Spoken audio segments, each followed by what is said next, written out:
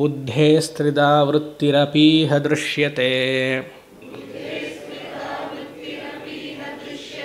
ಸ್ವಪ್ನಾದಿಭೇದೇನ ಗುಣತ್ರಯಾತ್ಮನಃ ಅನ್ಯೋನ್ಯತೋಸ್ಮಿನ್ ವ್ಯಭಿಚಾರಿತೋ ಮೃಷಾ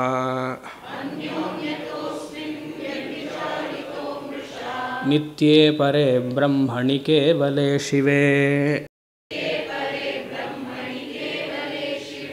ಈ ಅಂಟ್ಕೊಂಡ್ವಿ ಅಂತ ಹೇಳಿದ್ನಲ್ಲ, ಅಂಟ್ಕೊಂಡ್ವಿ ಅಂದರೆ ತಾದಾತ್ಮ್ಯವಾಗಿದೆ ಅಂತ, ಅದಕ್ಕೆ ಐಡೆಂಟಿಫಿಕೇಷನ್ ಅಲ್ವಾ.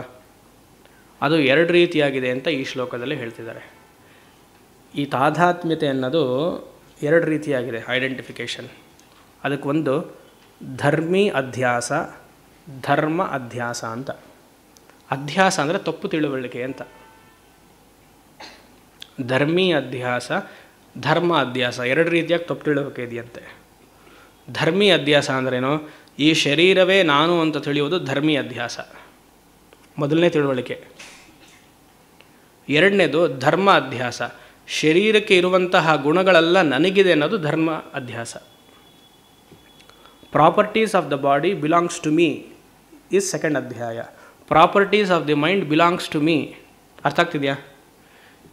ಶರೀರ ಮನಸ್ಸು ಬುದ್ಧಿ ಇದೆ, ಅದು ಅಧ್ಯಾಸ. ಅದಕ್ಕೆ ಧರ್ಮಿ ಅಧ್ಯಾಸ ಅಂತ ಹೆಸರು. ಅದೇ ಫಸ್ಟ್ ತಪ್ಪು ಕಲ್ಪನೆ ನಾವು ಮಾಡ್ಕೊಂಡಿರೋದು. ಆ ಉಪಾಧಿಗೆ ಒಂದೊಂದು ಗುಣ ಇದೆ. ಶರೀರಕ್ಕೆ ಯಾವ ಗುಣ? ಷಡ್ವಿಕಾರ ಮೊದಲನೇ ಗುಣ. ಮತ್ತು ಶರೀರ ಕ್ಷೀಣಿಸುತ್ತೆ, ಅದೇ ಷಡ್ವಿಕಾರವೇ. ದಪ್ಪ ಆಗುತ್ತೆ, ಕ್ಷೀಣಿಸುತ್ತೆ, ಎರಡನೇ ಗುಣ. ಅದಕ್ಕೆ ಧರ್ಮ ಅಧ್ಯಾಸ ಅಂತ ಹೆಸರು. ಮನಸ್ಸು ಸತ್ವವಾಗಿರುತ್ತೆ, ರಜೋ ಗುಣದಲ್ಲಿರುತ್ತೆ, ತಮೋ ಗುಣದಲ್ಲಿರುತ್ತೆ, ಅದಕ್ಕೆ ಧರ್ಮಿ ಅಧ್ಯಾಸ ಅಂತ ಹೆಸರು. ಇದೆರಡೂ ನಾನಲ್ಲ. ಅದನ್ನೆಲ್ಲಿ ತೊಳಸ್ತಾ ಇದ್ದಾರೆ. ಆದರೆ ರಾಮ ಇಲ್ಲಿ ಹೇಳ್ತಿದ್ದಾರೆ, ಇದಾದರೂ ಅರ್ಥ ಮಾಡ್ಕೊಳ್ಬೋದು ನೀವು, ಅವಸ್ಥಾತ್ರಯವೇ ಅಧ್ಯಾಸ ಅಂತಿದ್ದಾರೆ. ಅವಸ್ಥಾತ್ರಯ, ಜಾಗ್ರತ ಅವಸ್ಥೆ, ಸ್ವಪ್ನ ಅವಸ್ಥೆ, ಸುಷುಪ್ತಿ ಅವಸ್ಥೆ, ಇದು ಅಧ್ಯಾಸ. ಇವಾಗ ನಾವು ಯಾವ ಅವಸ್ಥೆಯಲ್ಲಿದ್ದೀವಿ? ಹಿಂದೆ ಇರೋರೆಲ್ಲ ಮಲಗಿದ್ದೀರಾ, ಮುಂದೆ ಇರೋರಿಗೂ ಸ್ವಲ್ಪ ತೂಕಡಿಗೆ ಬರ್ತಾ ಇದೆ ಅಲ್ವಾ? ಈ ಥರ ವಿಚಾರಗಳಾದರೆ ನಿದ್ದೆ ಬರುತ್ತೆ. ಯಾವಾಗ 8 ಗಂಟೆ ಆಗುತ್ತೋ ಗೊತ್ತಿಲ್ಲ. ಅದಕ್ಕೆ ಮಧ್ಯದಲ್ಲಿ ನಾನು ಈ ಥರ ಹೇಳೋದು. ನಿಮ್ಮ ನಗಿಸೋದು ಕಾರಣ ಇದೆ, ಯಾಕೆ ಅಂದರೆ ಆ್ಯಕ್ಟಿವ್ ಆಗಿರ್ತೀರಾ ಅಂತ. ಇಲ್ಲ 8 ಗಂಟೆ ಧರ್ಮೀಯ ಅಧ್ಯಾಸ ಬರ್ಕೊಳ್ಳಿ. ಆ ಧರ್ಮೀಯ ಅಧ್ಯಾಸ ಸ್ಥೂಲ ಶರೀರ, ಸೂಕ್ಷ್ಮ ಶರೀರ, ಆಯಿತಾ? ಮುಂದಿನ ಶ್ಲೋಕ ನಾಳೆಯಿಂದ ಬರಲ್ಲ, ಇಲ್ಲ ಬಂದರೆ 6:45ಗೆ ಹೊರಟುಬಿಡ್ತೀರ. ನಾ 2 ಗಂಟೆ ಇಲ್ಲ 3 ಗಂಟೆ 4 ಗಂಟೆ ಕಾಲವೂ ಶಾಸ್ತ್ರೀಯವಾಗಿ ಪಾಠ ಮಾಡಬಲ್ಲೆ. ಆದರೆ ಲೌಕಿಕರಿಗೆ ಮಾಡ್ತಿರೋದ್ರಿಂದ, ಲೌಕಿಕ ಬುದ್ಧಿಯಲ್ಲಿಯೇ ಹೇಳಬೇಕಾದ್ರಿಂದ ನಾನು ಈ ಥರ ಎಲ್ಲ ಡಿವೇಟ್ ಮಾಡಬೇಕು. ನಾವು ಭಾಷ್ಯವನ್ನೇ ಪಾಠ ಮಾಡ್ತೀನಿ ಬೇಕಾದರೆ, ಅದೊಂದು. ಆಮೇಲೆ ಅದು ಅರ್ಥವಾಗಲ್ಲ. ನಮ್ಮ ಮನಸ್ಸಿದೆ ಇದೆಯಲ್ವಾ, ಯಾವುದು ಅರ್ಥ? ನಿಮಗೋಸ್ಕರ ನಾವೆಷ್ಟು ಕಷ್ಟಪಡಬೇಕು ಗೊತ್ತಾ? ಅದು ಸ್ಪೂನ್ ಫೀಡ್ ಮಾಡ್ತಾ ಬರಬೇಕು. ಅದಕ್ಕೆ ಮಧ್ಯದಲ್ಲಿ ಹೀಗೆ ಹೇಳೋದು. ಸುಮಾರು ಜನ ಅದಕ್ಕೆ ಬರ್ತಾರೆ. ಸ್ವಾಮಿಗಳು ಮಧ್ಯದಲ್ಲಿ ಜೋಕ್ ಹೇಳ್ತಾರಂತೆ ಸುಮಾರು ಜನ ಬರ್ತಾರೆ. ಅದು ಗೊತ್ತು ನನಗೆ. ಮನೇಲಿ ಬೇಜಾರಾಗಿದೆ, ಸ್ವಲ್ಪ ರಿಲ್ಯಾಕ್ಸೇಷನ್ ಬೇಕು. ಮಧ್ಯದಲ್ಲಿ ಅವರು ಈ ಶಾಸ್ತ್ರ ವಿಚಾರ ಬಿಟ್ಟು ಹಲವಾರು ಪಕ್ಕದ ಮನೆ ವಿಚಾರ ಎಲ್ಲ ಹೇಳ್ತಾರಲ್ಲ, ಅದನ್ನು ಕೇಳಕ್ಕೆ ನಾನು ಹೋಗ್ತೇನೆ. ಗೊತ್ತು, ನಮ್ಮ ಜನರ ಬುದ್ಧಿ ನಮಗೆ ಗೊತ್ತಿಲ್ವಾ?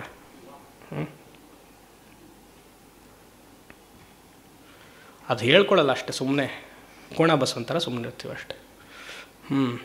ಏನಾಯಿತು? ಧರ್ಮೀ ಅಧ್ಯಾಸ, ಧರ್ಮ ಅಧ್ಯಾಸ. ಇಲ್ಲಿ ನೋಡಿ, ಇಹ ಬುದ್ಧೇಹೇ ತ್ರಿಧಾ ವೃತ್ತಿ ಅಪಿ ದೃಶ್ಯತೆ. Main sentence. ಇಹ ಇಲ್ಲಿ ಬುದ್ಧೇಹೇ, ಬುದ್ಧೇಹೇ ಅಂದರೆ ಅಂತಃಕರಣ, ಮನಸ್ಸು. ತ್ರಿಧಾ ವೃತ್ತಿ, 3 ವೃತ್ತಿಗಳು ಮನಸ್ಸಿಗಿದೆಯಂತೆ. ಅಪಿ ದೃಶ್ಯತೆ, ಅದು ಮನಸ್ಸಿನಲ್ಲಿ ಕಾಣಿಸ್ತಾ ಇದೆ, ಗೋಚರವಾಗ್ತಿದೆಯಂತೆ. ಮನಸ್ಸಿನಲ್ಲಿ 3 ವೃತ್ತಿ ಇರೋದು ನನ್ನ ಮನಸ್ಸಿಗೆ 3 ವೃತ್ತಿ ಇದೆ ಅಂತ ಗೋಚರ ಆಗ್ತಾ ಇದೆ. ಯಾವುದು 3 ವೃತ್ತಿ? ಜಾಗೃತ ಅವಸ್ಥೆ, ನೀವು ಸತ್ವಗುಣ ಅಂತಲೇ ಹೇಳಬಾರ್ದು ಅದು. ಆಮೇಲೆ ಜಾಗೃತ ಅವಸ್ಥೆ, ಸ್ವಪ್ನ ಅವಸ್ಥೆ, ಸುಷುಪ್ತಿ ಅವಸ್ಥೆ ಎಲ್ಲ ಮನಸ್ಸಿಗೆ. ನನಗಲ್ಲ, ನನಗಂದರೆ ಸ್ವಾಮಿಗಲ್ಲ, ನಿಮಗೂ ನೀವು ನನಗಲ್ಲ ಅಂದ್ಕೊಳ್ಬೇಕು. ಜಾಗೃತ ಅವಸ್ಥೆಯಲ್ಲಿ ಏನಾಗ್ತಾ ಇದೆ ಇವಾಗ? VCR ಅಂದರೆ ವಿಡಿಯೋ ಕ್ಯಾಸೆಟ್ ರೆಕಾರ್ಡಿಂಗ್, ಹಳೆಯ ಕಾಲದ್ದು. ಈಗೆಲ್ಲ ವೆಬ್ ಕ್ಯಾಮೆಲ್ಲ ಬಂದುಬಿಟ್ಟಿದೆ ಬಿಡಿ. ಜಾಗೃತ ಅವಸ್ಥೆಯಲ್ಲಿ ಏನಾಗ್ತಾಯಿದೆ, ನಿಮ್ಮನ್ನು ನಾನು ನೋಡ್ತಿದ್ದೀವಿ, ನೀವು ನನ್ನನ್ನು ನೋಡ್ತಿದ್ದೀರ, ಎಲ್ಲ ರೆಕಾರ್ಡ್ ಆಗ್ತಾಯಿದೆ ಮನಸ್ಸಿನಲ್ಲಿ. ರೆಕಾರ್ಡಿಂಗ್. ಸುಸ್ತಾಯಿತು, 10:30 11 ಗಂಟೆವರೆಗೂ ಹಾಸಿಗೆ ಮೇಲೆ ಕೂತ್ಕೊಂಡು ಮೊಬೈಲ್ ನೋಡಿ ನೋಡಿ ಸುಸ್ತಾಯಿತು, ಕಣ್ಣು ಕೆಂಪಾಯಿತು, ಬಿದ್ರಿ. ಆವಾಗೆಲ್ಲ ರೆಕಾರ್ಡ್ ಆಗಿದ್ದೆಲ್ಲ VCP ಕನಸು ಪ್ಲೇ ಆಗ್ತಾ ಇದೆ. ಇಲ್ವಲ್ಲ ಸ್ವಾಮಿ, ಇವತ್ತು ಆಗಿದ್ದು ಕನಸಲ್ಲಿ ಬರಲಿಲ್ವಲ್ಲ. ಇಷ್ಟು ವರ್ಷ ಬಂದಿದ್ದು ಯಾವುದೋ ಬಂತಲ್ಲ, ಯಾವುದೋ ದೇವಸ್ಥಾನಕ್ಕೆ ಹೋಗಿದ್ನಲ್ಲ ನಾನು ಸ್ವಾಮಿ ಆದ್ದರಿಂದ ದೇವಸ್ಥಾನದ ಬಗ್ಗೆ ಹೇಳ್ತೀನಿ. ನಿಮ್ಮ ಕನಸು ಬೇರೆ ಬೇರೆ ಎಲ್ಲ ಬರುತ್ತೆ ಅಲ್ವಾ, ಅದೆಲ್ಲ ಹೇಳೋಕ್ಕಾಗಲ್ಲ. ಅದು ಯಾವುದೋ ಹೋದ ಜನ್ಮದಲ್ಲಿ ರೆಕಾರ್ಡ್ ಆಗಿರುತ್ತಲ್ಲ, ಅದೆಲ್ಲ ಇವಾಗ ಎಸೆಯುತ್ತದು ಮನಸ್ಸು. ಸೂಕ್ಷ್ಮ ಶರೀರ ಯಾವಾಗ ಅದಕ್ಕೆ ಒಳ್ಳೆ ಮನಸ್ಸು ಸಿಗುತ್ತೋ, ಫ್ರಕ್ಟಿಫೈ ಆಗುತ್ತಲ್ವ, ಆವಾಗ ಅದಕ್ಕೆ ಹಿಂದಿನ ಜನ್ಮ ಮುಂದಿನ ಜನ್ಮ ಅಂತಿಲ್ಲ, ಈ ಜನ್ಮದಲ್ಲಿ ಸಿಗುತ್ತೆ. ಹೋದ ಜನ್ಮದಲ್ಲಿ ನೀವು ಯಾವುದೋ ಹೋಗಿರ್ತೀರ, ಕಾಶಿಗೆ ಹೋಗಿ ಪಾಪ ನೀವೇ ಆ ಷೋಡಶೋಪಚಾರ ಪೂಜೆ ಮಾಡ್ತಿರ್ತೀರ ಅಂದ್ಕೊಳ್ಳಿ. ಈಗ ಪಾಪ ದೂರದಲ್ಲೇ ನೀರು ಹಾಕ್ಬಿಟ್ರೆ ಅಲ್ಲೇ ಹಾಕಬೇಕು, ಎಲ್ಲೋ ಅಲ್ಲಿ ಹೋಗುತ್ತೋ, ಚರಂಡಿಗೆ ಹೋಗುತ್ತೋ, ಯಾರೋ ಗೊತ್ತು. ಜಾಗೃತ ಅವಸ್ಥೆಯಲ್ಲಿ ರೆಕಾರ್ಡ್ ಆಗಿದ್ದೆಲ್ಲ ಸ್ವಪ್ನಾವಸ್ಥೆಯಲ್ಲಿ ಪ್ಲೇ ಆಗತ್ತೆ. ಎರಡೂ ಸುಸ್ತಾಯಿತು, ಪಕ್ಕದಲ್ಲಿ ಒಂದು ಬಟನ್ ಇರುತ್ತೆ ಸ್ಟಾಪ್, ಕ್ಯಾಸೆಟಲ್ಲಿ ಸುಷುಪ್ತಿ ನಿದ್ದೆ. ಇಷ್ಟೇ ಮಾಡ್ತಿರೋದು ನಾವು. ಬೆಳಗ್ಗೆ 4:15 4:30 6:30 9 ಗಂಟೆ ಸ್ವಾಮಿ, ನನ್ನ ಟೈಮ್ 4:30, ಅದಕ್ಕೆ ಹೇಳ್ತಿದ್ದೀನಿ. 4:30 ರಾತ್ರಿ 11 ಗಂಟೆವರೆಗೂ VCR VCP stop, VCR VCP stop. ಇನ್ನೇನೂ ಇಲ್ಲ ನಮ್ಮ ಜೀವನ. ಆಟೋಬಯೋಗ್ರಫಿ ಇಷ್ಟೇ. ಅದ್ರಲ್ಲಿ ಮಧ್ಯದಲ್ಲಿ ನಾನು ಹಾಗೆ ಮಾಡಿದೆ, ಹೀಗೆ ಮಾಡಿದೆ, ನಿಮಗೆ ನೀವೇ ಸಂತೋಷ ಪಟ್ಕೊಳ್ಬೇಕಷ್ಟೆ. ಯೋಚನೆ ಮಾಡಿ. ಇದು ಅಧ್ಯಾಸ ಅಂತಿದ್ದಾರೆ ರಾಮ. ಇದು ಅಧ್ಯಾಸ. ಮನಸ್ಸಿಗೆ ಇದು ವೃತ್ತಿಗಳಾಗ್ತಿದೆ. ಜಾಗೃತ ಅವಸ್ಥೆಗೆ ಇದು ಮನಸ್ಸಿಗೆ ಒಂದು ಇವಾಗಿದ್ದೀವಿ ಜಾಗೃತ ಅವಸ್ಥೆಯಲ್ಲಿ, ಇದು ಅಧ್ಯಾಸ, ತಪ್ಪು ಕಲ್ಪನೆ. ನಾನು ಜಾಗೃತ ಅವಸ್ಥೆಯಲ್ಲಿ ಇದ್ದೀನಿ, ಸ್ಪಂದಿಸ್ತಾ ಇದ್ದೀನಿ, ಭಾವನೆಗಳು ನನಗಿದೆ, ಅದು ಅಧ್ಯಾಸ ಅಂತಿದ್ದಾರೆ. ಕನಸಿಗೆ ಹೋಗ್ತೀನಿ ಅಧ್ಯಾಸ, ನಿದ್ದೆ ಹೋಗ್ತೀನಿ ಅಧ್ಯಾಸ. ಅದಕ್ಕೆ ಮಾಂಡುಕ್ಯ ಉಪನಿಷತ್ತಲ್ಲಿ ಅವ್ರು ಹೇಳಿದ ಗೌಡಪಾದರು, ಈ ಪ್ರಪಂಚವೇ ಇಲ್ಲ, ಎಲ್ಲಿದೆಯಪ್ಪ ಅಧ್ಯಾಸ? ಅದು ನಿನಗಿದೆ. ಈಶ್ವರ ಸೃಷ್ಟಿನ ಜೀವ ಸೃಷ್ಟಿನ? ಪ್ರಪಂಚ ಯಾರು ಸೃಷ್ಟಿ ಮಾಡಿದ್ದಾರೆ ಅಂತ ಪ್ರಶ್ನೆ ಹಾಕೊಳ್ತಾರೆ. ಜೀವ ಸೃಷ್ಟಿನ ಈಶ್ವರ ಸೃಷ್ಟಿನ ಅಂತ. ನಮ್ಮದೆಲ್ಲ ಜೀವ ಸೃಷ್ಟಿಗೆ. ಈಶ್ವರ ಸೃಷ್ಟಿ ಚೆನ್ನಾಗೇ ಇದೆ ಅಲ್ವಾ. ಇದು 3 ಅಧ್ಯಾಸ. ಜಾಗೃತ್, ಸ್ವಪ್ನ, ಸುಷುಪ್ತಿ. ಏನು ಅಪಿದೃಶ್ಯತೆ, ಇದು ಕಂಡೀಷನ್ ಆಫ್ ದ ಮೈಂಡ್. ಆಮೇಲೇನು ಸ್ವಪ್ನಾದಿ ಭೇದೇನ ಗುಣತ್ರಯಾತ್ಮನಃ. ಇವಾಗ ಗುಣಗಳನ್ನು ಹೇಳಿ. ಸ್ವಪ್ನಾದಿ, ಸ್ವಪ್ನ ಆದಿ, ಜಾಗೃತ್ ಆ್ಯಂಡ್ ಸುಷುಪ್ತಿ. ಗುಣತ್ರಯಾತ್ಮನಃ, 3 ಗುಣಗಳಿದೆಯಂತೆ. ಸ್ವಪ್ನಕ್ಕೆ ಯಾವ ಗುಣ? ರಜೋಗುಣ. ಜಾಗೃತ ಅವಸ್ಥೆಯಲ್ಲಿ ಸತ್ವಗುಣ, ಸುಷುಪ್ತಿ ಅವಸ್ಥೆಯಲ್ಲಿ ತಮೋಗುಣ. ಈ 3 ಗುಣಗಳಿದೆ. ಈ 3 ಗುಣವನ್ನು ದಾಟಿರುವಂತಹ ನಾನು ಆತ್ಮಚೈತನ್ಯ, ತುರೀಯ ಅವಸ್ಥೆ. 4ನೇ ಗುಣ ಅಂತ ಹೇಳಬಾರ್ದು, ತುರೀಯ ಅವಸ್ಥೆ ಅನ್ನೋದು 3 ಗುಣದಲ್ಲಿಯೂ ಅಧಿಷ್ಠಾನವಾಗಿದ್ದೀನಿ. ಜಾಗೃತ ಅವಸ್ಥೆಯನ್ನು ಸಾಕ್ಷಿಯಾಗಿ ನಾನು ನೋಡ್ತಿದ್ದೀನಿ. ಜಾಗೃತ ಅವಸ್ಥೆ ಅಂದರೆ ಈಗ ಹೇಗೆ ಅಲ್ಲಿ DVG 2 ಕೋಣೆಗಳನ್ನು ಮಾಡ್ಕೊಳ್ಳಿ ಅಂತ ಹೇಳಿದ್ರು, ಜಾಗೃತ ಅವಸ್ಥೆಯಲ್ಲಿ ಹಲವಾರು ಸತಿ ನಾನು ಕ್ಲಾಸಲ್ಲಿ ಹೇಳಿದ್ದೀನಿ, ಆನ್ಲೈನ್ ಕ್ಲಾಸಸ್ಸಲ್ಲೆಲ್ಲ. ಇವಾಗ ನೋಡ್ತಿರ್ಬೇಕಂದ್ರೆ ಪಾಠ ಆಗ್ತಿದೆ ಇರುವಂಥ ಸಾಕ್ಷಿ ಭಾವ ಇರಬೇಕು. ಸುಮಾರು ಸತಿ ಹೇಳಿದ್ದೀನೋ ಇಲ್ವಾ? ಈ ವ್ಯವಹಾರ, ಈ ಪಾಠದ ವ್ಯವಹಾರ ಆಗ್ತಾ ಇರಬೇಕಾದ್ರೆ ನಮ್ಮ ಮನಸ್ಸು ಸಾಕ್ಷಿಯಾಗಿ ಕೇಳಿಸ್ಕೊಳ್ತಾ ಇದೆ. ಕೇಳಿಸ್ಕೊಳ್ತಾ ಇದೆ ಅಂದರೂ ಕ್ರಿಯೆನೇ, ಸುಮ್ಮನೆ ಇದೆ. ನಾನು ಬಾಯಿಂದ ಹೇಳ್ತಿದ್ದೀನಿ ಅಂದರೆ ಸುಮ್ಮನಿದ್ದೀರಿ. ನಮಗೂ ಗೊತ್ತಾಗ್ತಿಲ್ಲ ಏನು ಮಾಡಬೇಕು, ಅದಕ್ಕೆ ಸುಮ್ಮನಿದ್ದೀವಿ ಅನ್ಬೇಡಿ ಆಯಿತಾ. ಜ್ಞಾನದಿಂದ ಸುಮ್ಮನೆ ಇರಬೇಕು. ಜ್ಞಾನ ಬಂದ ಮೇಲೆ ನ್ಯಾಚುರಲ್ ಫಲ ಏನೋ ಸುಮ್ಮನೆ ಇರುವುದು.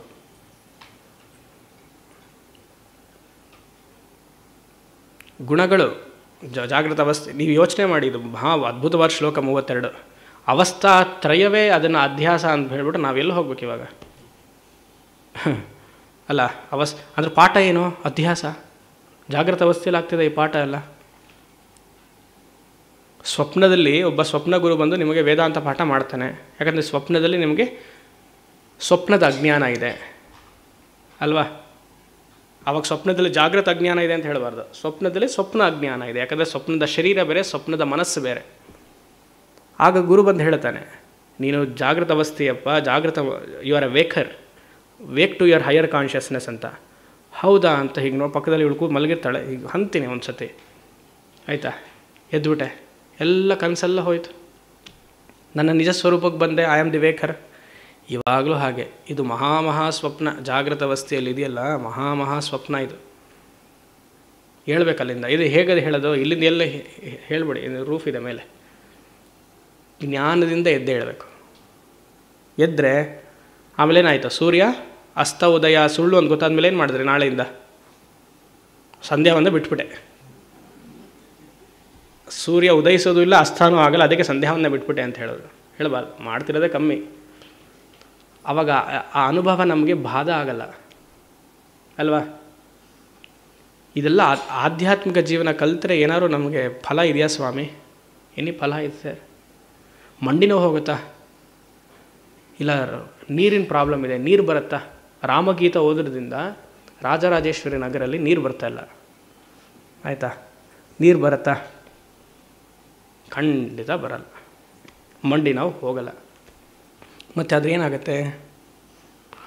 ದೊಡ್ಡ ಸಂಶಯ ಪ್ರಾಬ್ಲಮ್ ಇತ್ತು ಅಂತಲ್ಲ, ಅದು ಕಮ್ಮಿ ಆಗ್ನದೆ. It becomes an insignificant problem.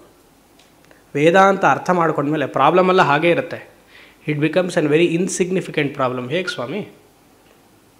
ರಾತ್ರಿ ನಕ್ಷತ್ರಗಳಿವೆ, ನಿಮಗೆಲ್ಲ ಈ ಬೆಂಗಳೂರಲ್ಲಿ ಕಾಣಲ್ಲ, ಬೆಂಗಳೂರು ಹೊಗೆ ಕಾಣುತ್ತಷ್ಟೆ. ಸ್ವಲ್ಪ ಊರು ಹಳ್ಳಿ ಕಡೆ ಎಲ್ಲ ಹೋದರೆ, ಇಲ್ಲ ತಿರುವಣ್ಣಾಮಲೆ ಆ ಕಡೆ ಎಲ್ಲ ಬಂದರೆ ಕಾಣುತ್ತೆ. ಎಲ್ಲ ನಕ್ಷತ್ರಗಳೆಲ್ಲ ರಾತ್ರಿ ನೋಡ್ತೀರ. ಬೆಳಗ್ಗೆ ಸೂರ್ಯ ಉದಯ ಆಗುತ್ತೆ ಅಲ್ವಾ? ಸೂರ್ಯ ಉದಯ ಆದಾಗ ನಕ್ಷತ್ರಗಳು ಹೊರಟೋಯ್ತಾ? ಹಾಗೇ ಇದೆ. ಸೂರ್ಯನ ಕಿರಣದಿಂದ, ಪ್ರಭಾವದಿಂದ ಏನಾಯಿತು? ಅದು ಇಟ್ ಬಿಕಮ್ಸ್ ವೆರಿ ಇನ್ಸಿಗ್ನಿಫಿಕೆಂಟ್. ನಮ್ಮ ಜೀವನದಲ್ಲೂ ಹಾಗೆ ಆತ್ಮಜ್ಞಾನ ಬಂದಮೇಲೆ ಎಲ್ಲ ಪ್ರಾಬ್ಲಮ್ಮು ಹಾಗೇ ಇರುತ್ತೆ. ಸೂರ್ಯ ಅನ್ನುವಂತಹ ಆತ್ಮಜ್ಞಾನ ಬಂದಮೇಲೆ ನಕ್ಷತ್ರ ಅನ್ನುವಂತಹ ತೊಂದರೆಗಳು ಬಿಕಮ್ಸ್ ವೆರಿ ಇನ್ಸಿಗ್ನಿಫಿಕೆಂಟ್.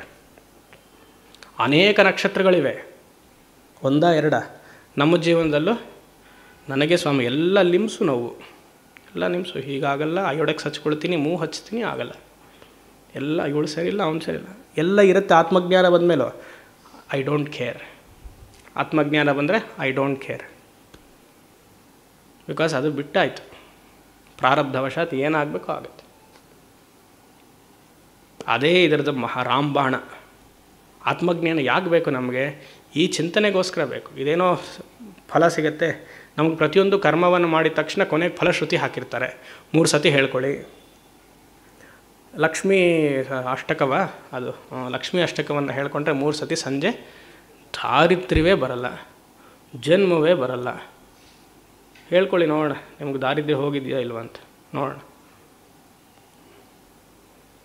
ಆ ಥರ ಹೇಳಿ ಆದರೂ ಶುರು ಮಾಡಲಿ ಅಂತ ಫಲಶ್ರುತಿಲೆಲ್ಲ ಹಾಗೆ ಹಾಕೋದು. ಇಲ್ಲಿ ನೋಡಿ, ವೇದಾಂತದಲ್ಲಿ ಏನಾದ್ರು ಫಲಶ್ರುತಿ ಇದೆಯಾ? ಜೀವನ್ಮುಕ್ತವೇ ಫಲಶ್ರುತಿ. ಸಂತೋಷವಾಗಿ ಜೀವನದಲ್ಲಿರಬೇಕಾ? ವೇದಾಂತ ಅಧ್ಯಯನ ಮಾಡಬೇಕು. ಶರೀರ ಆರಾಮಾಗಿ ಬಿಡ್ತಾ ಹೋಗ್ಬೋದು. ಅದೇ ಇಲ್ಲಿ ಹೇಳ್ತಿರೋದು.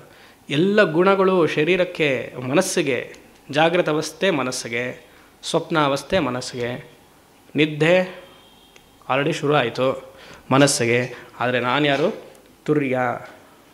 ತುರ್ಯ ಅಂದ್ರೇನು? 4ನೇ ಅವಸ್ಥೆ ಅಲ್ಲ, ಆಧಾರ. ಈ 3 ಅವಸ್ಥೆಗೂ ಆಧಾರ. ಗುಣತ್ರಯಾತ್ಮನಃ. ಮತ್ತೇನು? ಅನ್ಯೋನ್ಯತ್ ವ್ಯಭಿಚಾರಿತ ಮೃಷ. ವ್ಯಭಿಚಾರಿತ. ಈ 3 ಗುಣಗಳಿದೆಯಲ್ಲ, ಅನ್ಯೋನ್ಯ, ಜಾಗ್ರತ್ ಸ್ವಪ್ನ ಸುಷುಪ್ತಿ, ಸತ್ವ ರಜತ್ ತಮಸ್, ಅನ್ಯೋನ್ಯ ಆಶ್ರಿತ, ವ್ಯಭಿಚರತಿ. ಒಂದಕ್ಕೊಂದು ಮಿಕ್ಸ್ ಆಗಿಬಿಟ್ಟಿದೆ ಅಂತೆ, ಸಮ್ಮಿಶ್ರಣ ಆಗಿಬಿಟ್ಟಿದೆ. ಬೆಳಗ್ಗೆ ಜಾಗೃತ ಅವಸ್ಥೆ, ಮಧ್ಯಾಹ್ನ ಅಥವಾ ಆವಾಗವಾಗ ಸ್ವಪ್ನ, ರಾತ್ರಿ ಸುಷುಪ್ತಿ, ಗುಣಗಳು ಬದಲಾಗ್ತಾ ಇರುತ್ತೆ. ಅನ್ಯೋನ್ಯತೆ ವ್ಯಭಿಚರತಿ, ಒಂದಕ್ಕೊಂದು ಮಿಕ್ಸ್ ಆಗಿಬಿಟ್ಟಿದೆ. ಅವ್ಯಭಿಚಾರ ಅಂದ್ರೇನು? ಯಾವಾಗಲೂ ಒಂದೇ ಗುಣದಲ್ಲಿರೋದು. ಇವತ್ತು ಎದ್ನ 6 ಗಂಟೆಗೆ ಮಲ್ಗದೇ ಇಲ್ಲ ಸ್ವಾಮಿ ನಾನು. ಆ ಥರ ಇದ್ದರು ಸ್ವಾಮಿ ಯೋಗಿಗಳು. 3 ವರ್ಷ ಇದ್ರಂತೆ. ನೀವು ಮಾಡಿ ನೋಡೋಣ. 3 ವರ್ಷ ಅಲ್ಲ, 3000 ವರ್ಷ ಇದ್ರಂತೆ ಯೋಗಿಗಳೆಲ್ಲ. ಏನೋ ಹಿಮಾಲಯಸ್ಗೆ ಹೋಗಿ ತಪಸ್ಸು ಮಾಡ್ತಾರೆ ಸ್ವಾಮೀಜಿ, ನಿಮಗೆ ಗೊತ್ತಾ? ಸರಿ ಹೋಗೋಣ ಬನ್ನಿ. ಅಯ್ಯೋ ಚಳಿ ಆಗುತ್ತೆ. ಅಲ್ಲಿ ಚಪಾತಿ ಬತ್ತಿ ಆಲೂಗಡ್ಡೆ ಪಲ್ಯ ಅಷ್ಟೇ, ನಮಗೆ ಸರಿ ಬರಲ್ಲ ನಾರ್ತ್ ಇಂಡಿಯಾಲಿ. ಅವನು ಪಾಪ ಹಸುವಿಗೆ ಇಟ್ಕೊಂಡು ಚಕ್ರ ಮಕ್ಕನೋ ಅಥವಾ ಪದ್ಮಾಸನ ಹಾಕೊಂಡು ಆರಾಮಾಗಲ್ಲಿದ್ದಾನೆ, ಕೋಪಿನ ಕಟ್ಕೊಂಡು. ನಾವು 12 ಡಜನ್ ಹಾಕ್ಕೊಂಡು ಅಂತಿರ್ತೀವಿ. ನಮಗಾಗಲ್ಲ, ಬಟ್ ಏನೋ ಆಸೆ. ಒಂದೇ ಗುಣ ಇರಲ್ಲ. ಸ್ವಪ್ನಾವಸ್ಥೆ ಯಾವಾಗಲೂ ಸ್ವಪ್ನದಲ್ಲೇ ಇರೋಕ್ಕೆ ಸಾಧ್ಯ ಇಲ್ಲ. ಸತ್ವಗುಣ ಯಾವಾಗಲೂ ಇರೋಕ್ಕಾಗೋದಿಲ್ಲ. ರಜೋಗುಣ ಇರಲ್ಲ, ನಿದ್ದೆ ಮಾಡ್ತಾ ಇರೋಕ್ಕಾಗಲ್ಲ.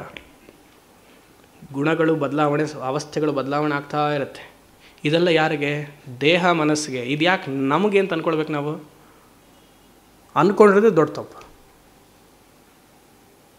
ಅದು 8 ಗಂಟೆವರೆಗೂ ಇದು ಅರ್ಥ ಆಗುತ್ತೆ. ಈಗ ನಾವಲ್ಲಿ ಚಪ್ಪಲಿ ಹಾಕೊಂಡು ಹೋಗ್ತೀವಲ್ಲ, ಅವಾಗ ಸ್ವಲ್ಪ ಕಷ್ಟ. ಅದು ಇಲ್ಲೇ ಇದ್ಬಿಡಿ, ಇಲ್ಲೆಲ್ಲರೂ ಯಾರೂ ಇರಲ್ಲ 8 ಗಂಟೆ ಮೇಲೆ ಹೋದ್ಮೇಲೆ. ಇಲ್ಲೇ ಇದ್ಬಿಡಿ, ಇದೇ ವೃತ್ತಿಯಲ್ಲಿರ್ಬೋದು. ವ್ಯವಹಾರ ಪ್ರತಿಯೊಬ್ಬರೂ ಮಾಡಬೇಕು. ನಾನು ವ್ಯವಹಾರವನ್ನು ಮಾಡ್ತೀನಿ, ಆಶ್ರಮ ಇದೆ ನೋಡ್ಕೊಳ್ಬೇಕು. ಹಾಗಂತ ವೇದ ಪಾಠ ನಿಲ್ಲಿಸ್ತೀನ? ಎಲ್ಲರೂ ಅವರವರ ವ್ಯವಹಾರ ಕ್ಷೇತ್ರದಲ್ಲಿ ಇರಲೇಬೇಕು. ಮನಸ್ಸಿನಲ್ಲಿ ಜ್ಞಾನ ಇರಬೇಕು. ಮನಸ್ಸಿನಲ್ಲಿ ಜ್ಞಾನ ಇದ್ದರೆ ನಮಗೆ ತೊಂದರೆ ಆಗಲ್ಲ. ದುಃಖ ಬಂದಾಗ ಅಳೋದಿಲ್ಲ, ಶರೀರ ತೊಂದರೆ ಬಂದಾಗ ಅಳೋದಿಲ್ಲ, ಪರಿಹಾರಕ್ಕೆ ಹುಡುಕೋದಿಲ್ಲ. ಈ ಜ್ಞಾನ ಇದ್ದರೆ. ಈ ಜ್ಞಾನ ಇಲ್ಲ ಅಂದರೆ ಪ್ರತಿ ದಿವಸ ಒಬ್ಬರನ್ನ ಹಿಂದೆ ಹುಡುಕ್ತೀವಿ, ಏನು ಮಾಡಬೇಕು ಅಂತ ಕೇಳ್ತಿರ್ತೀವಿ. ಆ ಪೂಜೆ ಮಾಡಿದ್ರೆ ಸರಿ ಹೋಗುತ್ತಾ, ಇದು ಮಾಡಿ. ದೇಹದ ಗುಣ ಮನಸ್ಸು ಗುಣ ಬಿಟ್ಬಿಡಿ. ವಿಲಕ್ಷಣ ಅಸತ್ ವಿಲಕ್ಷಣಾಭ್ಯಾಂ ಮಾಯಾ ಅಂತ ಹೇಳಾಯ್ತಲ್ಲ, ಸೇರಿಬಿಟ್ಟಿದೆ. ಅನ್ಯೋನ್ನತಃ ವ್ಯಭಿಚರತಿ ಮೃಷ. ಮೃಷ ಅಂದರೆ ಅನ್ರಿಯಲ್ ಪ್ರೊಜೆಕ್ಷನ್ ಅಂತ, ತಪ್ಪಾಗಿ ತೋರಿಸ್ತಾ ಇದೆ. ಅದು ಬರುತ್ತೆ ಹೋಗುತ್ತೆ. ಇದೆಲ್ಲ ಆಗಂತುಕ. ಶರೀರದ ಗುಣ ಮನಸ್ಸಿನ ಗುಣ ಬಂದು ಹೋಗುವಂಥದ್ದು, ಅದಕ್ಕೆ ಆಗಂತುಕ. ಇಂಗ್ಲೀಷಲ್ಲಿ ಆಗಂತುಕ ಅಂದರೆ ಇನ್ಸಿಡೆಂಟಲ್. ಯಾವುದು ಇಂಟ್ರೆನ್ಸಿಕ್ಕೋ ಸ್ವಾಭಾವಿಕವೋ ಅದು ಹೋಗೋದು ಇಲ್ಲ, ಬರೋದು ಇಲ್ಲ. ಯಾವುದು ಹೋಗಲ್ಲ, ಯಾವುದು ಬರಲ್ಲ, ಆತ್ಮವಸ್ತು ಬರೋದು ಇಲ್ಲ, ಹೋಗೋದು ಇಲ್ಲ. ಯಾಕಂದರೆ ನಾನೇ ಆಗಿದ್ದೀನಿ. ಅದು ಸ್ವಾಭಾವಿಕ, ಇಂಟ್ರೆನ್ಸಿಕ್. ಆದರೆ ಗುಣಗಳು ಅವಸ್ಥೆಗಳು ಆಗಂತುಕ, ಬಂದು ಹೋಗುತ್ತೆ. ಆದರೆ ನಾನ್ಯಾರು? ಅಸ್ಮಿನ್, ನನ್ನ ಆಧಾರದಲ್ಲಿ ಮೃಷ ಇವೆಲ್ಲ ಕಾಣಿಸ್ಕೊಳ್ತಾ ಇದೆ. ಅದರ ನಿಜವಾದ ಇವೆಲ್ಲ ಕಾಣಿಸ್ಕೊಳ್ತಿದ್ರೆ ಅವಸ್ಥಾತ್ರಯದ ಅಧ್ಯಾಸ ಕಾಣಿಸ್ಕೊಳ್ತಾ ಇದೆ. ಆದರೆ ನಿಜವಾಗ್ಲಿ ನಾನು ಯಾರು? ನಿತ್ಯೇ ಪರೇ ಬ್ರಹ್ಮಣಿ ಕೇವಲ ಶಿವ. ಎಷ್ಟು ಚೆನ್ನಾಗಿದೆ ನೋಡಿ. ಅಹಂ ಶಿವೋಹಂ, ಕೇವಲ ಶಿವೋಹಂ, ಬ್ರಹ್ಮಣಿ ಕೇವಲ ಶಿವೋಹಂ, ನಿತ್ಯೇ ಪರೇ ಬ್ರಹ್ಮಣಿ ಕೇವಲೇ ಶಿವೇ ಅಹಂ ಅಸ್ಮಿ, ಪೂರ್ಣ ಆನಂದ ಅಸ್ಮಿ. ಯಾವುದು ಬರುತ್ತೋ ಯಾವುದು ಹೋಗುತ್ತೋ ಅದು ಶಾಶ್ವತವಲ್ಲ. ಶರೀರ ಬರುತ್ತೆ, ಶರೀರ ಹೋಗುತ್ತೆ. ಹೋದಾಗ ಅಳಬಾರ್ದು. ಆಶ್ರಮದ ಭಕ್ತರೊಬ್ಬರು ಮೊನ್ನೆ ಹೊರಡಕ್ಕಿಂತ ಮುಂಚೆ ಮೆಸೇಜ್ ಮಾಡಿದ್ರು, ಸ್ವಾಮೀಜಿ ನಾನು ನಮ್ಮ ಸ್ನೇಹಿತರು ಡಿಗ್ರಿ ಮಾಡ್ತಿದ್ದಾಗ ಇಬ್ಬರು ಒಟ್ಟಿಗೆ ಓದ್ವಿ 3 ವರ್ಷ. ನಾನು ಆಮೇಲೆ US ಹೋಗ್ಬಿಟ್ಟೆ, ಅವರು UK ಹೋಗ್ಬಿಟ್ರು. ಅವ್ರನ್ನ ಕೆಲಸ ಆದಮೇಲೆ ಕೊರೋನಾಲಿ ಅವರ ತಂದೆ ಹೋಗ್ಬಿಟ್ರು. ಆಮೇಲೆ ಇವಾಗ ನಾನು ಈ ಕಡೆ ಸೇವೆ ಮಾಡೋಕ್ಕೆ ಅಂತ ಆಶ್ರಮಕ್ಕೆಲ್ಲ ಬಂದುಬಿಟ್ಟೆ. ಇವಾಗ ಮೆಸೇಜ್ ಮಾಡಿದರು, ಹೋದ ತಿಂಗಳು ಭೇಟಿ ಮಾಡೋಣ, ನಾನು ಕೆಲಸ ಮುಗಿಸ್ಕೊಂಡು ಬಂದುಬಿಟ್ಟಿದ್ದೀನಿ, ಪ್ರಾಜೆಕ್ಟ್ ಮುಗೀತು ಹಾಗೆ ಅಂತ. ಸರಿ, ನಾನು ಮುಂದಿನ ತಿಂಗಳು ಬೆಂಗಳೂರಿಗೆ ಬರ್ತೀನಿ, ಮಾಡೋಣ ಅಂತ ಹೇಳಿದೆ. ಮೊನ್ನೆ ಮೆಸೇಜ್ ಬಂತು, ಆ ಹುಡುಗನೂ ಪಾಪ ಹೋಗ್ಬಿಟ್ಟ ಹಾಗೆ ಅಂತ. ಇವಾಗ ವೇದಾಂತ ಓದಿದ್ದೀನಿ ಸ್ವಾಮಿ, ಅದಕ್ಕೆ ಇದೆಲ್ಲ ನನಗಷ್ಟು ಬಾಧ ಮಾಡಲ್ಲ. ಬಾಧ ಅಂದರೆ ಇದು ತೊಂದರೆ ಕೊಡಲ್ಲ. ಬೇಜಾರಾಗತ್ತೆ ಆ ಕ್ಷಣ, ಯಾಕಂದರೆ 4 ವರ್ಷ ಒಟ್ಟಿಗೆ ಇದಲ್ವ. ಬರ್ತೀನಿ ಅಂತ ಹೇಳಿದ್ರೆ ಸಡನ್ನಾಗಿ ಒಂದು 43 ವರ್ಷಕ್ಕೆ ಹೋಗ್ಬಿಟ್ನಲ್ವ, ಸ್ವಲ್ಪ ಬೇಜಾರಾಯಿತು. ವೇದಾಂತ ಜ್ಞಾನದಿಂದ ನನ್ನ ಮನಸ್ಸನ್ನು ಹೇಗೆ ಹ್ಯಾಂಡ್ಲ್ ಮಾಡ್ಕೊಳ್ಳೋದು ಗೊತ್ತಾಗಿದೆ ಅಂತ ನಾನು ಹೇಳಿದೆ. ಇದಕ್ಕೆ ವೇದಾಂತವನ್ನು ಉಪಯೋಗಿಸಬಾರ್ದು. ಯಾಕೆ ಇದಕ್ಕೆ ವೇದಾಂತವನ್ನು ಉಪಯೋಗಿಸಬಾರ್ದು? ನೀವು ವೇದಾಂತ ಜ್ಞಾನ ಇರಲಿ ಇಲ್ಲದೇ ಇರಲಿ, ಯಾರೋ ಒಬ್ಬರು ಹೋಗಿದ್ದಾರೆ, ನಿಮಗವರು ಫ್ರೆಂಡು, ಅದರ ರಕ್ತ ಸಂಬಂಧಿ ಅಲ್ಲ. ನಾನು ಹೇಳೋದು ಸ್ವಲ್ಪ ಯೋಚನೆ ಮಾಡಿ. ನೀವು ರಕ್ತ ಸಂಬಂಧಿ ಅಲ್ಲ, ನಿಮ್ಮ ಮನೇಲಿ ಯಾರು ಹೋದರೆ ಆವಾಗ ನೀವು ಈ ಥರ ಇರ್ತೀರಾ? ಕೇಳಿಸ್ಕೊಳ್ಳೋದು ಸ್ವಲ್ಪ ಕಷ್ಟ ಆಗತ್ತಲ್ವ, ಹೊಟ್ಟೆ ಸಂಕಟ ಆಗತ್ತಲ್ಲ. ಆವಾಗ ವೇದಾಂತ ತತ್ವ ಬರಬೇಕು. ಹಾಗಂತ ಯಾರು ಹೋದ್ರೆ ಅಳಬಾರ್ದ ಸ್ವಾಮಿ, ಇದೇನು ಮನಸ್ಸು ಗಟ್ಟಿ ಮಾಡ್ಕೊಳ್ಳೋ. ಸಹಜವಾಗಿ ಎಲ್ಲರಿಗೂ ಅಳುವು ಬರುತ್ತೆ. ಯಾಕಂದರೆ ಸುಮಾರು ವರ್ಷದ ನಂಟು ಇರೋದ್ರಿಂದ, ರಕ್ತ ಸಂಬಂಧ ಇರೋದ್ರಿಂದ ಬರುತ್ತೆ. ಎಷ್ಟು ಬೇಗ ನೀವು ವಾಪಸ್ ನಿಮ್ಮ ಸ್ವಸ್ವರೂಪಕ್ಕೆ ಬಂದು ನಿಲ್ತೀರಾ, ಅದರ ಮೇಲೆ ನಿಮ್ಮ ವ್ಯಕ್ತಿತ್ವ ಏನು ಅಂತ ನಿರ್ಧಾರ ಆಗುತ್ತೆ. ನೀವೊಬ್ಬರು ಹೋದರು, ರಕ್ತ ಸಂಬಂಧಿಗಳು, ಅಪ್ಪನೋ ಅಮ್ಮನೋ ಮಗಳೋ ಏನೋ ಹೋದ್ರು, ಆಗಂತುಕವಾಗಿ ಹೋಗಿಬಿಟ್ರು ಅಂದರೆ ಅವತ್ತೇ ಆಚೆ ಬಂದ್ರ ನೀವು ಜ್ಞಾನಿ. 2-3 ತಿಂಗಳಾದಮೇಲೆ ಆಚೆ ಬಂದ್ರೆ ನೀವು ಕರ್ಮಯೋಗಿ. 1 ವರ್ಷ ಆದಮೇಲೂ ಆಚೆ ಬರಲಿಲ್ವ, ಮಹಾ ಸಂಸಾರಿ. ತಿಳ್ಕೊಳ್ಬೇಕು. ವೇದಾಂತವನ್ನು ನನಗೆ ಸಂಬಂಧ ಇಲ್ಲದೇ ಇರೋರಲ್ಲಿ ಯೂಸ್ ಮಾಡಬಾರ್ದು. ಯಾಕಂದ್ರೆ ಅಲ್ಲಿ ನನಗಿಲ್ಲ. ಯುಕ್ರೇನಲ್ಲಿ ವಾರ ಆಗ್ತಿದೆ ಇವಾಗ. ಏನು ನಿಮಗೆ ಬೇಜಾರಾಗಿದೆಯಾ?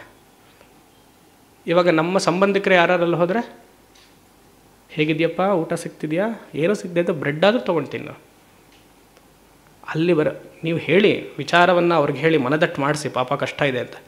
ಬಟ್ ಮನಸ್ಸಿನಲ್ಲಿ ಆ ಜ್ಞಾನ ನಿಷ್ಠೆ ವೈರಾಗ್ಯ ಇರಬೇಕು. ಅದಕ್ಕೆ ನಾನು ಹೇಳಿದ್ದು, ವೈರಾಗ್ಯ ಎಲ್ಲಿ ಯಾರ ಹತ್ರ ಇರುತ್ತೋ ಅವ್ರ ಹತ್ರ ವೇದಾಂತ ಪಾಠ ಆಗಬೇಕು. ಜ್ಞಾನ ಮಾತ್ರ ಇದ್ದರೆ ವೇದಾಂತ ಪಾಠ ಸಿದ್ಧಿಸಲ್ಲ.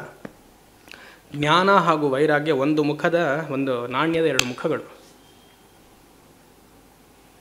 Very important. ಈ ಟಾಪಿಕ್ ಸ್ವಲ್ಪ ಕಷ್ಟ ಸ್ವಾಮಿ, ಬೇರೆ ಮುಂದಕ್ಕೆ ಹೋಗ್ಬಿಡಿ.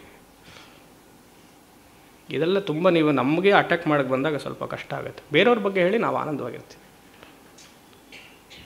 ಅಜ್ಞಾನ ಹಾಗೆ ಇರುತ್ತೆ. ನಾವಿಲ್ಲ ಅಟ್ಯಾಕ್ ಮಾಡಬೇಕಾಗಿರೋದು ನನ್ನ ಅಜ್ಞಾನವನ್ನು. ಯಾವುದು ಬಂದು ಹೋಗುತ್ತೋ ಅದು ಆಗಂತುಕ, ಸ್ವಾಭಾವಿಕ. ಯಾವುದಿದೆಯೋ ತ್ರಿಕಾಲ ಅಬಾಧಿತ ಸತ್ಯವಾಗಿ ಆತ್ಮವಸ್ತು ನಾನೇ ಆಗಿರೋದು ಸದಾ ಇರ್ತೀನಿ ನಾನು. ಅಗ್ನಿಯ ಸ್ವಾಭಾವಿಕ ಗುಣ ಏನು? ಶಾಖ. ಅದು ಬಂದು ಹೋಗೋದು ಇಲ್ಲ. ಆದರೆ ಪಾತ್ರೆಯಲ್ಲಿ ತಣ್ಣೀರು ಹಾಕಿ ಸ್ಟವ್ ಹಚ್ಚಿದ ಮೇಲೆ ಏನಾಗುತ್ತೆ, ಅದು ಆಗಂತುಕ. ಸ್ವಲ್ಪ ಹೊತ್ತು ಬರುತ್ತೆ, ಆಮೇಲೆ ಸ್ಟವ್ವಿನ ಪಕ್ಕಕ್ಕಿಟ್ರೆ ಹೋಗುತ್ತೆ ಬಿಸಿ. ಆದರೆ ಅಗ್ನಿಗೆ ಯಾವಾಗಲೂ ಶಾಖ ಇದ್ದೇ ಇರುತ್ತೆ. ಅದು ತಿರುವಣ್ಣಾಮಲೈ ಅಗ್ನಿ ಆದರೂ ಒಂದೇ ಶಾಖ, ಅಲಾಸ್ಕಾಗೆ ಹೋದರೂ ಒಂದೇ ಶಾಖ. ಯಾವುದು ಸತ್ಯ ಇದೆಯೋ ಅದು ನಾನು, ಆತ್ಮವಸ್ತು. ಅದು ಮನಸ್ಸಿನಲ್ಲಿರಬೇಕು. ಇದ್ದರೆ ನಾಳೆ ಬನ್ನಿ, ಇಲ್ವಾ ಮನೇಲೇ ಇರಿ. ಓಂ ಶಂ ಅಸತೋಮ ಸದ್ಗಮಯ ತಮಸೋಮ ಜ್ಯೋತಿರ್ಗಮಯ ಮೃತ್ಯೋರ್ಮ ಅಮೃತಂ ಗಮಯ. ಪೂರ್ಣಮದಃ ಪೂರ್ಣಮಿದಂ ಪೂರ್ಣಾತ್ ಪೂರ್ಣಮುದಚ್ಯತೆ ಪೂರ್ಣಸ್ಯ ಪೂರ್ಣಮಾದಾಯ ಪೂರ್ಣಮೇವಾವಶಿಷ್ಯತೆ. ಓಂ ಶಾಂತಿ ಶಾಂತಿ ಶಾಂತಿ.